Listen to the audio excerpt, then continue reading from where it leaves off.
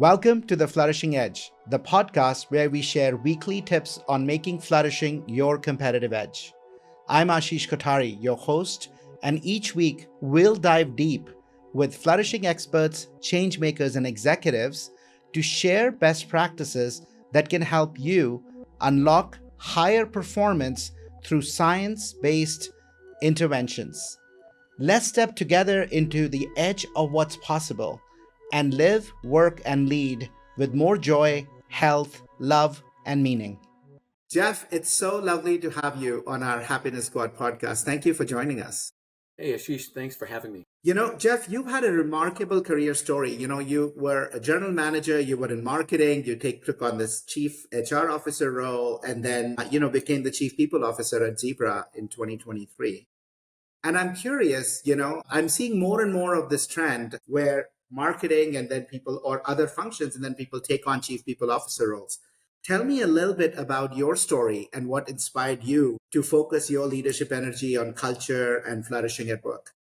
Yeah, let's step back even further, Ashish, maybe in history, because I think it's an interesting story. And if you would have told me, I'm an engineer, a software engineer by education. I started out writing code.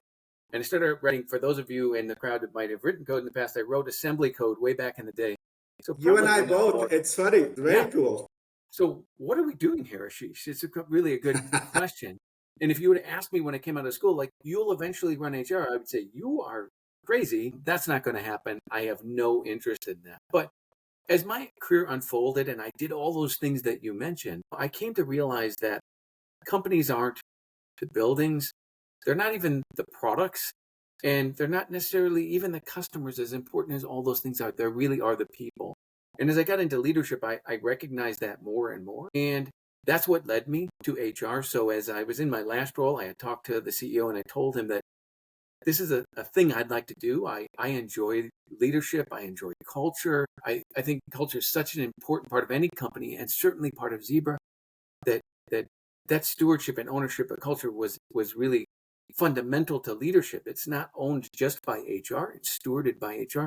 And it's so important to a company that I wanted to be part of that. And that's really what led me to HR in a career that's really kind of been all over the place.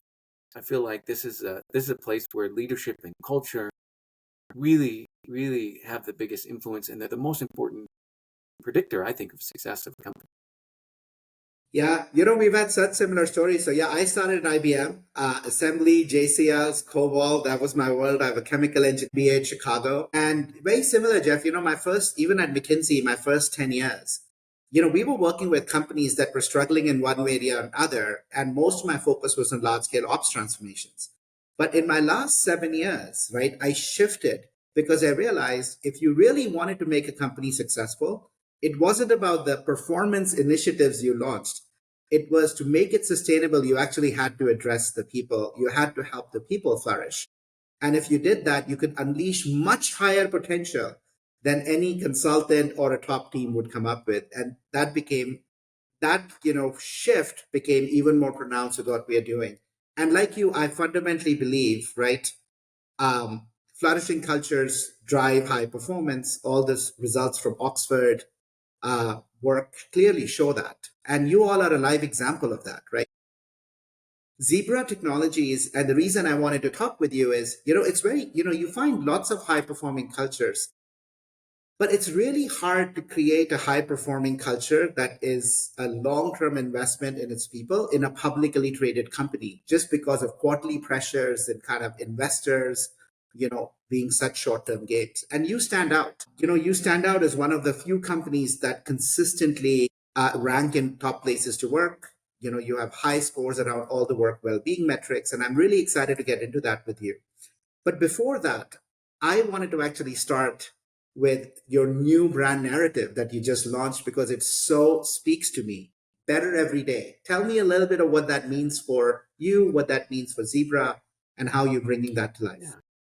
So maybe a little bit of background here also, Ashish, would be helpful. And it might be interesting for the audience to hear how the HR team had a role in branding. And I was the prior CMO and I worked very closely with Rob Armstrong as a current CMO. And I launched the last brand, which we're now retiring. The last brand kind of themes, but we're putting that aside, I think, for a lot of good reasons. And I will tell you that our brand started with actually some work that HR led along with marketing, and that is to define our purpose statement, right? So we defined, really for the first time ever, we really refined what was our purpose statement. Why do we exist? And I'm a big fan of Simon Sinek. So what is the why behind it? And fundamentally, that had to do with how do we create new ways of working? Because if you look at what Zebra does for a living, we hide in plain sight of many things you do every day, whether that's Yep. anything you buy, anything that's manufactured, transported, and you're tracking and tracing it. Zebra's there all the time. And so, to be honest with you, this brand effort started with us starting with our purpose, restating our values, and that led directly into our branding and better every day. And I think that fundamentally, when we think about better every day, that's what we want to do both at Zebra and what we want to create for our customers. As new ways of working are employed, how do we make sure that you're improving every day? And I always like to, there's a famous quote from Einstein that talks about, one of the great wonders of the world is compound interest. The way to think about that in business is really continuous improvement. If you can build a system where you're continuously improving, it's amazing how those little changes every day turn into massive changes.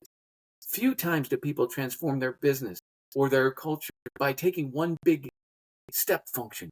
They do it in little pieces every day that are choreographed and tied to a purpose. And this idea of better every day applies as much to Zebra as it does to our customers, as much as it does to our partners. And I think that's really the power behind this brand. And in a lot of ways, the foundation for that was set with our purpose and our values that really help define our culture. I am a big fan of Better Every Day. I mean, the moment I heard it, right? I think you just launched it this Monday. The moment I heard it, it spoke to me because, today, in many ways, number one, all of the work we do is at the heart. Like, that's what we do. Like, that is, I'm a big, big, big fan of that. But most importantly, today in the world, I'm not sure everybody is experiencing the world as better every day. And so, for in this moment, that message shows up as a moment of hope for the world. It shows up in real practical steps, right? As you mentioned, it is all about every day, the shifts that we are making. And I think that's really, really powerful too, right? Small movements, but we're going to keep making better. I can think about how it translates for customers, right? Like you don't just install us and we are done. We will continue kind of to show up this way. And so that's actually pretty cool. And then what's the other part of it that's very cool for me is employees. You're like, we're going to continue getting better. We want you to grow and develop, and it compounds. So I think it's beautiful. What are some things that you all are doing to really bring this to life in the front? So you talked about you defined a purpose for the first time. And how are you activating it in the workforce and with your clients? Yeah, great question. I mean, this leads to probably a good story of culture for Zebra that I think starts back a decade ago. And it's a really interesting story. And I think there's some real lessons here and some practical things that anyone can do to help with their culture. And it starts with this. It's an interesting story Zebra had. Zebra started as a barcode printing company. That's where the term Zebra comes. Think about the black and white stripes of a barcode, right? And so Zebra was a billion-dollar revenue company, primarily, in the printing of barcode printers, and that's what we did. But in 2014, something fundamental happened, and something really unusual happened. Zebra bought a billion-dollar revenue company, bought a part of Motorola, a $2.5 billion business, enterprise business, that brought with it barcode scanning and mobile computers. Now, you may say, wow, that's interesting. And, we could talk about how important it was that barcodes are read by these scanners and mobile computers and the synergies of it all. But the most important moment, I think, in Zebra's history was Anders Gustafsson, who was the CEO at the time. By the way, in our 56-year history, he's our second only CEO. We're now on the third. We'll talk about that in a second. And when Anders understood just innately was, we're going to take this smaller company that's buying the hardest possible M&A you could have, a carve-out, right? If you buy a company in whole, it's hard. If you rip a part of a company out of a bigger company, it's the hardest type of M&A. And so he said, we're going to take this culture of a billion-dollar company, and we're going to marry it with a company 2.5 times their size. Rarely does a smaller company buy a company 2.5 times its size. And then we're going to rip it out of Motorola, which had a completely different structure, the structure of a Fortune, 50 company, and we're going to turn it Yeah. into a company that's much smaller. But the first thing he said that I understood that I think was so important is we need to redefine a culture that's going to be uniquely ours as one team, not as Zebra, not as Motorola, but as one Zebra team now in a whole. And that decision was important. And he said, we're not just going to hang banners on the wall. We're going to bring every person physically in. We're going to set up a group of values up. And then when I think about culture, culture to me is defined most organically by how we treat each other every day. That turns into how Yeah. we treat partners, how we treat our customers. What are those norms of behavior that we want to have? And there's those foundational elements. So we define the culture, we define the values, and we brought everyone in, not for training, let me read the values to you, but for experiences that we would have in cross-functional small teams so that it was an experience. And people could remember, hey, when we talk about collaboration, we talk about the exercise we went through, an exercise where we had to trade puzzle pieces. And having that experience, that unique experience, I think really brought the culture home, and it helped people live it. Next, the next key moment is just 3 years ago, Bill Burns was named as our CEO, right? 2 to 3 years ago. And Bill said, look, coming out of COVID, we had something different happen to our culture, right? And it happened to everyone's culture. Everyone went home immediately in March of 2020, Yeah. but didn't come back for a couple of years. And in that time, we, like many others, we acquired companies, people left, people joined, and we ended up with a whole bunch of people who had never been through this culture training before, through growth and through natural attrition and attraction of new employees. And we weren't together. The basis of our culture was how we interacted together, and we weren't together, and we had changed. And Bill said, look, we're back in the office. We need to revive our culture, but not just revive it. We need to re-energize it. And that's when we redefined our purpose, came up with new values, and then we brought everyone in, both virtually and physically, to experience what that culture is like. So again, I think culture can't be banners, it can't be slogans. It has to be experienced and it has to live. So when I think about culture, I think there's 3 things that everyone can do. Define it in your purpose and your values. Invest in it, turn it into experiences, because joint experiences are the basis of trust amongst people. And then you got to find a way to live it ongoing. And those are the things I think we started way back in 2014 that have helped us win those kind of best places to work and best places for innovator awards that we get, that aren't, from us filling out surveys. They're from employee surveys. And I think that's why those awards are so important. And I think those are some of the things that everyone can do. Yeah, I mean, it's such a powerful story in a time when so many companies are pulling back from any discretionary investments. You're actually leaning into it, right? Because you're living into that everybody matters and people come first. And through that, we're going to create magic for our customers. We're going to create magic for the employees, and we're going to create magic for communities, right, in which we live. I mean, you're in 54 different countries, right? You're in with 9,900 employees. So to be able to orchestrate this at that scale is amazing. And congratulations for leaning into that. Yeah, it is hard work, by the way.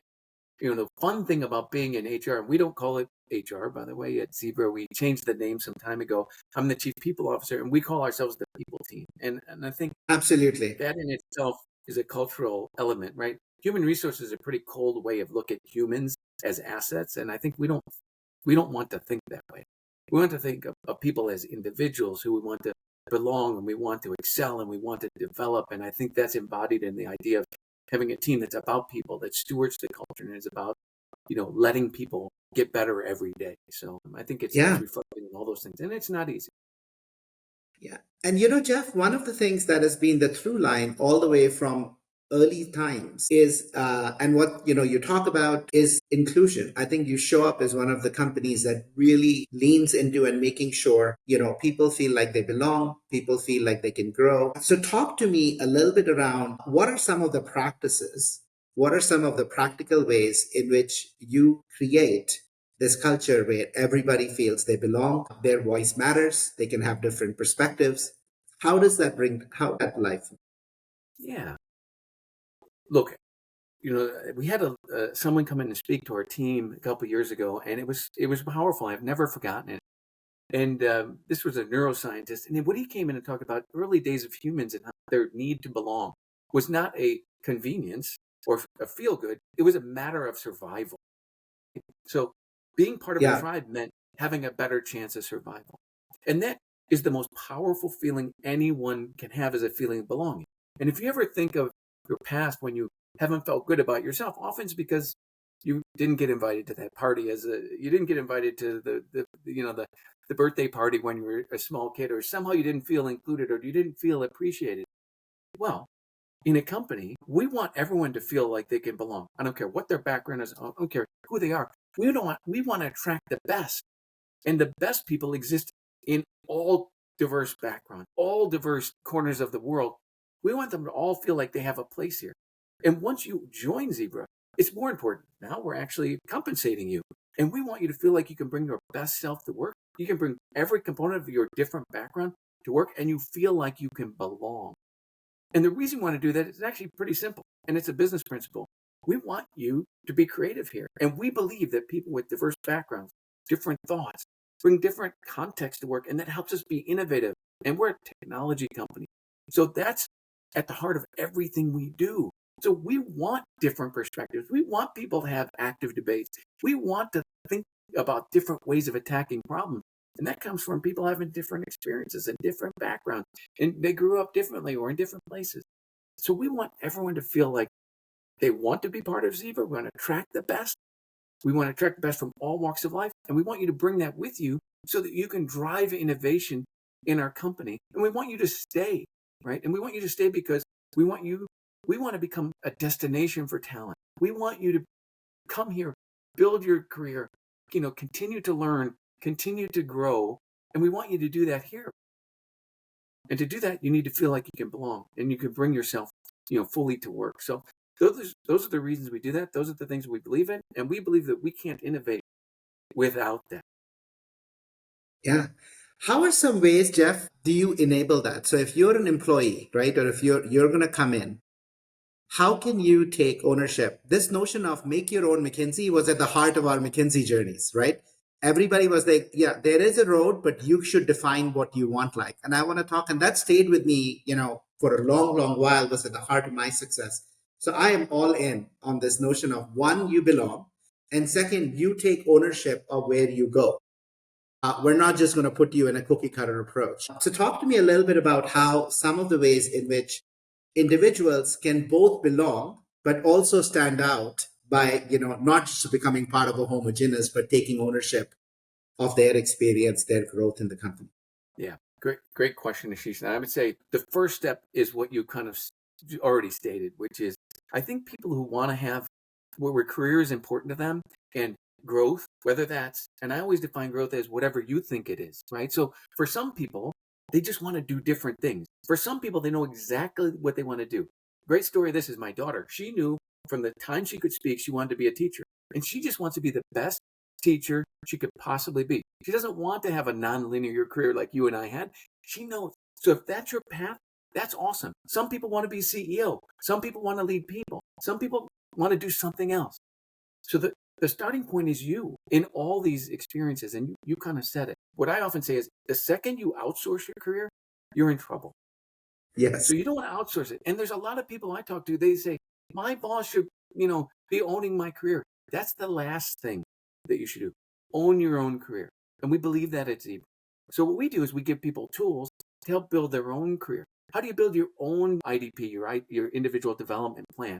And we give people tools for that. So what we've built in my time in the people team is you can go to the people team website and you can see all the training that's available, whether it's available for you to do on your own, whether it's in a class environment, or some are for nomination for leadership. And we've built out a full portfolio of things that you can go to keep your career going and to keep learning. We've also created experiences, whether that's onboarding, mentorship, shadowing, where on the job you can learn more. So we've created avenues for that as well, because I think it can't be just classroom. It has to be applied. And lastly, and this is something I'm super jazzed about, we did it for the first time ever. And I also say that, copying from other people isn't a bad idea. So I got this idea. Absolutely. And we did it. We had the last prior 2 weeks as what we call development days. We had 2 days of where we highlighted all the tools we had in place.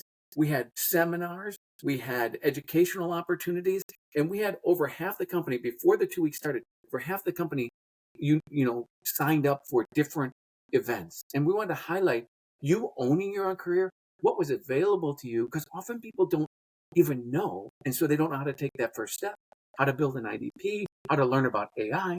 We built all these tools out there and had 2 days where we celebrated and had events for people to engage. But it wasn't to engage where we just teach you. It's you have to own your career. Here's tools to help you build your IDP. We had a whole session on building an IDP. And I think that was really successful. And again, it was refocused on you owning your career.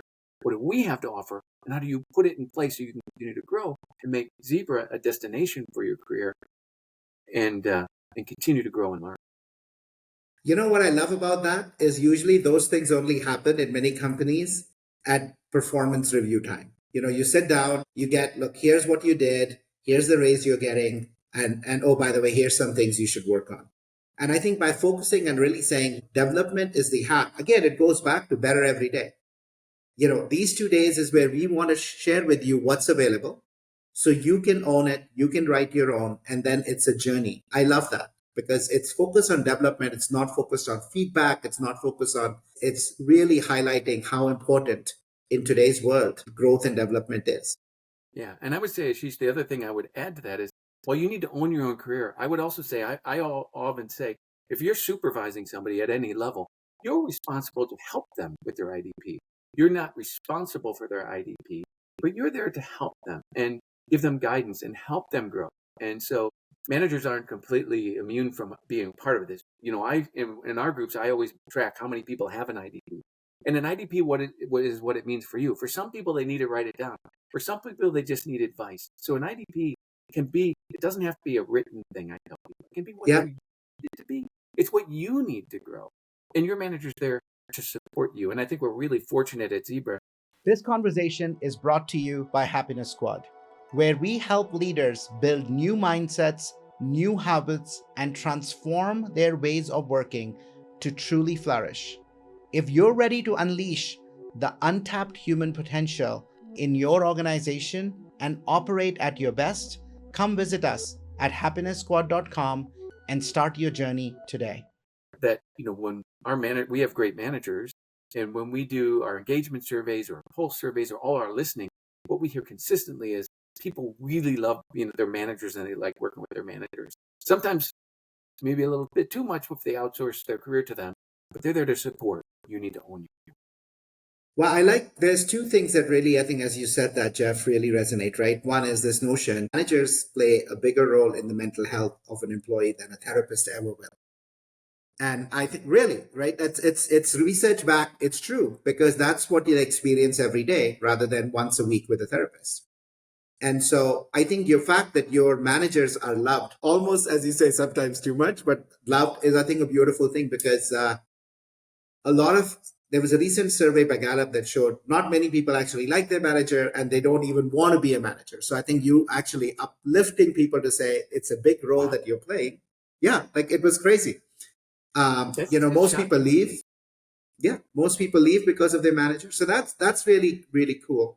But what I really also really like about this notion is many people today think about growth in 2 dimensions. Am I getting promoted? Is my salary going up? And you're actually highlighting a third dimension that you say, hey, you can also grow in your skills. You can grow in your competencies, in your experiences. And frankly, if you want to think about the long-term investment on what helps you get promoted and do well, it's actually the skills. And I think that's the other piece in terms of the IDP work that you are putting front and center that is so powerful. You're giving a whole different avenue. Yeah. Hey, Ashish, I feel the need, since you brought up psychology, to tell a little story. And maybe this is marketing. And because this is about happiness. And one thing that I always tell people, and I think it's really important, is happiness only comes from you. And since that's kind of the focus of your podcast, yes, in happiness starts by defining what you want to do. And I think there's a lot of people when I talk to when they get frustrated, they actually don't know what they want, and it's the first step. What do you want? Do you want to hone your skills and be the best at what you're doing? Do you want to be the CEO of the company? That's the first step to happiness. And the second step, and I can't help but tell this story, is I recently went to Mayo Clinic for Mm. in a physical evaluation, but as part of that, they signed me up for a psychological evaluation. And I didn't know that I was getting sent up for this. And I learned one of the most powerful things in my life about happiness. And if you don't mind, I'm going to just Please. share what she told me. One is I didn't realize I was signed up for this. And I went to the appointment and I was a little surprised. And she told me something that I kind of knew in my heart, but I didn't express it. And I love telling a story. And I said, this can change your life if you practice it. And it was something called 532. Have you ever heard of this? Yeah, go ahead. But please share the 532. It's powerful. This is 532 the way I interpret it, right? Like before you go to bed at night, think about 5 things that you're grateful for. And I think gratitude is such a powerful Absolutely. for us to be happy. And we can go through every day and decide the things we don't like or didn't go our way. But truth is, most of us are pretty gosh darn lucky. Reminding yourself every day is important. The second thing she told me, and this is the way I interpret it, is, 3 times I always say, make somebody's day. Whatever happened wrong with saying, you did a great job. Gratitude for others. Or even if it's the staff at a restaurant, right? Like, hey, that was awesome. And there's so much you get in return for making why not make someone's day? Is the way I heard it. And the last one, which I think is important, and I got to try to work on this every day, is the way she explained it to me is take 2 minutes before you walk and see your family at the end of the day and separate yourself from all the things that happen at work and make sure you're showing up for your family the way you want to. And I found this 532 something that really helped me stay in a positive attitude and be happier about the things I have rather than all the things that didn't go right. So that's the way I heard it. You might know it differently. But Yeah, no, it's beautiful. There are different versions of this, in our Rewire program, because it's all about habits. Happiness is an inner game, right? That's at the heart. So we have a program, Jeff, called Rewire. And in Rewire, what we basically do is it's a year-long program. Every month, we help people build 1 or 2 micro practices and habits. And literally one of those, we always start with mindful start and mindful end. But the mindful end practice that I invite people to do 5 minutes before they go to bed. So ours is slightly different, right? 5 minutes before you go to bed, write down 3 good things that happened today. 3 good things. Our brain has a negativity bias. It'll always remember the things that didn't go well. But if we tune ourselves, we build a positivity bias, right? What are 3 good things? The beauty of doing that in the night, I always say, is what happens when we sleep? Our short-term memories go into our long-term memories. So you are actually letting sleep do the act of rewiring from within. Again, every day, better every day. Every day that we actually go do this practice, our different neural pathways, our positivity bias pathways are getting stronger and stronger and stronger, right? yeah, this is great, Ashish. And this leads right into a philosophy I've had for a long time about what I find the 3 foundational elements for success. Go right into this. And if Yes. you don't mind, this is something that I often talk about. I think it's really important. And one is positivity. One of the things I think that's most important if you want to succeed, whatever that is for you, being positive. Because I've never been in a room, and I've been in lots of rooms where we decided we've got to replace somebody who left or we need to promote somebody. Nobody ever said, that guy's always grumbling and complaining and negative. Let's promote the guy. Nobody's ever said that. But people have said, let's take a chance because this person is creative and positive. And so why not take that perspective? And by the way, as you pointed out, that's not the way humans are hardwired. Humans are hardwired for survival. So we always think about the worst possible outcome because we want Absolutely. to avoid getting killed, right? And so in our fundamental nature, so we want to belong to a tribe, we want to survive, and we want to avoid terrible things. So the best thing to do is prepare for the terrible things. But often that leads us to negativity. And if you can flip that, you'll find that you can manifest a lot of success just in positivity. And the other 2 briefly are, and I learned this from my dad who just passed away, hard work. No one's ever succeeded without hard work, to be honest with you. I haven't seen many people succeed who are negative. They tend to be positive people, you will find. And the last one I say for people like you and I who have nonlinear careers is curiosity. And curiosity in the business. Like if you understand, I started out as an engineer. People often ask me, how did you take this next step into the business side of things? Because I went and learned and I asked questions and I was curious about the business. And I didn't know it at the time, but that natural curiosity turned out to be one of the most foundational elements for my career. And so I tell people hard work is foundational. Being positive is foundational for success, whatever you define as success. And the last one is, if you want more opportunities to show up, be curious. Be curious about the business. What does your company do? Why do they do it? Who do they compete against? Why do you win when you win? Why do you lose? Knowing that enhances everyone's role. I don't care if you're in the people team, in sales, in finance. It always gives you more opportunities if you can do that. Yeah, curiosity in particular is also one of the most powerful ways when we face hardship to find our way through it. Because our brain always goes to why me or why did this happen? And instead, if we get curious about, hey, okay, this might not have gone well, but what else is going well in my life that I can stand the foundation of? And second, what can I learn from this? There is always a learning. It's our choice. Do we want to learn or not? And when we go in, who can I ask? Get different perspectives. Instead, we feel like an expert most of the time. I need to know the answer. I need to bring this into control. And curiosity can be a powerful doorway for growth. Yeah, 100%, 100%, Ashish. I talk about culture in terms of understanding the business of being curious about things maybe you don't know about. But another critical element of our culture is the idea of curiosity. And it has to do with being curious that, oftentimes in situations we tend to think we're right about things or we already know the answer. And if you want everyone to feel they belong and you want the most innovative solutions, you need to be open-minded. And what that means from a curiosity perspective is when somebody says something that maybe you think and instantly think that's not right. I know the answer. You're wrong. Rather than reacting, how do you get curious about maybe there's something here? And how do you turn that into an opportunity to be open-minded and to learn? That drives, to me, positive culture and innovation. And that's why it's one of the foundational elements of our culture that we train on and we, build experiences. Yeah. And so needed in a world right now, curiosity and learning, Jeff, where the world is changing faster than ever before. The AI revolution it's not linear. It's literally not even exponential. It's at a whole next level, right, of how it's permeating. So talk to me a little bit in this rapidly changing world, where curiosity and adaptability are the core skills.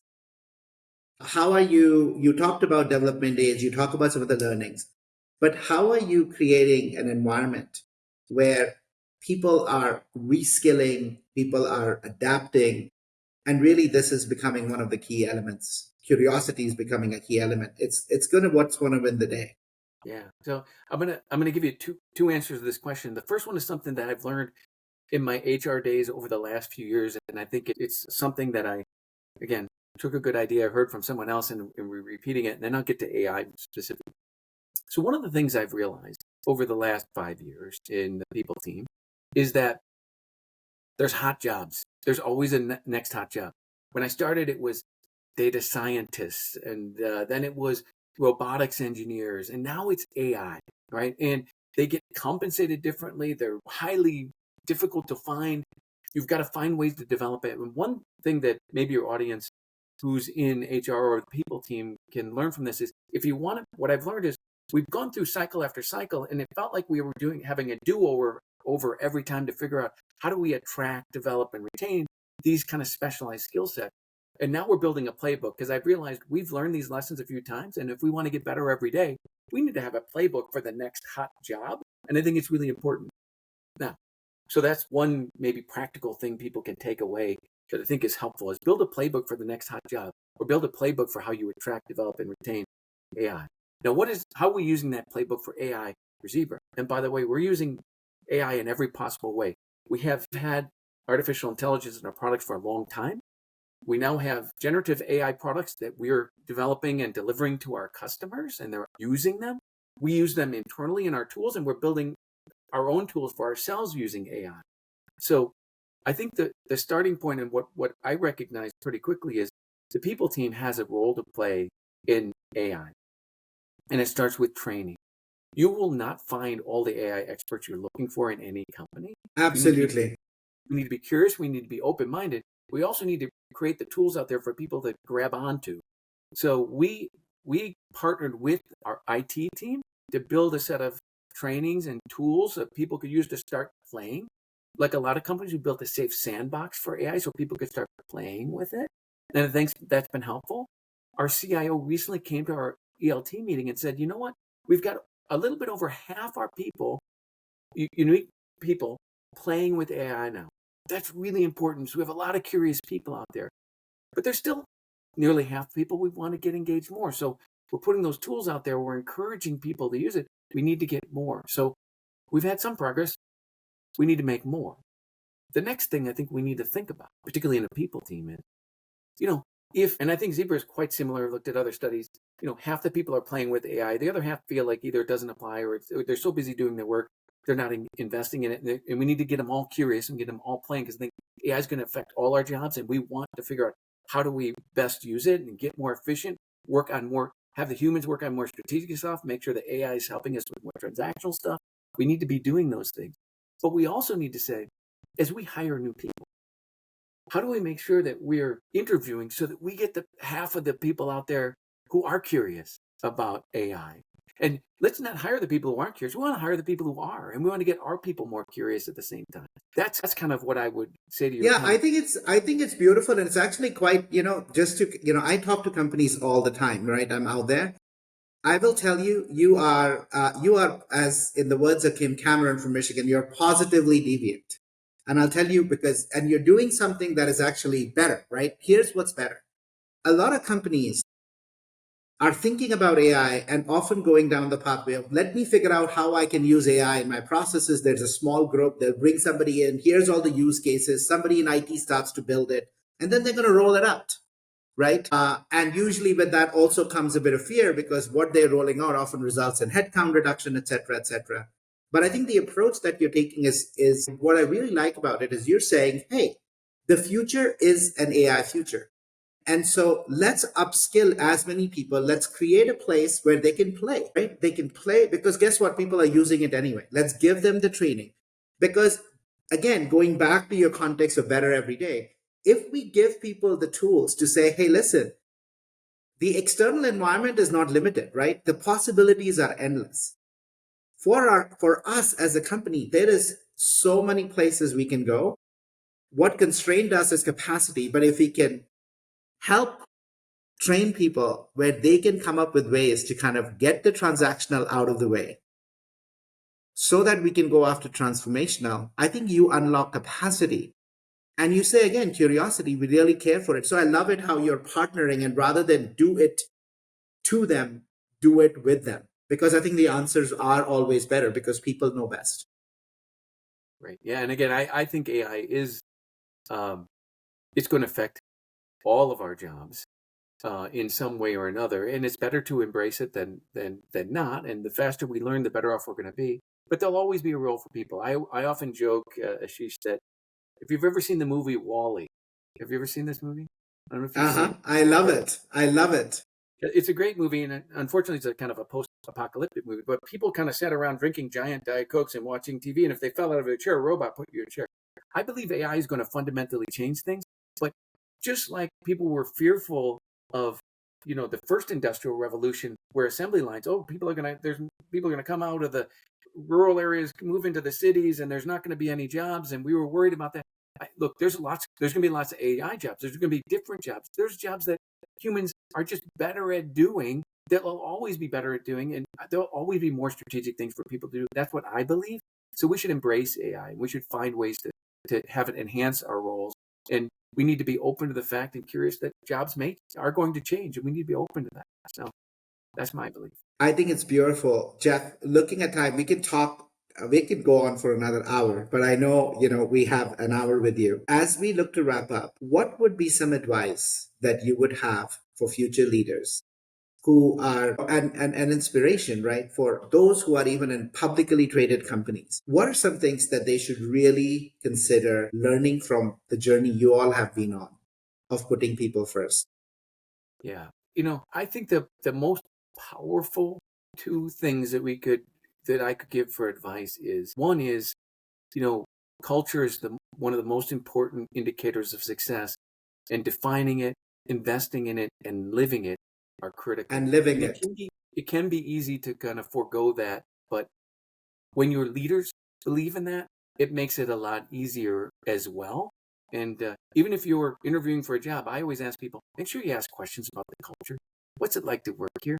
How do people engage with each other? It's such an important thing. You want to be at a company where culture comes first. And if you're in one where you think that needs to be improved, make the case to your leaders. I think it's important. If there was a second thing, is build a foundation for getting better every day, since that's been the theme and it's our new brand.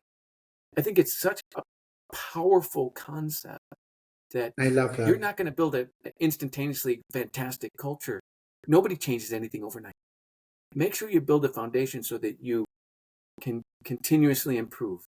And I think if you do that, you'll find that when you look back a year or two later, you've done amazing things.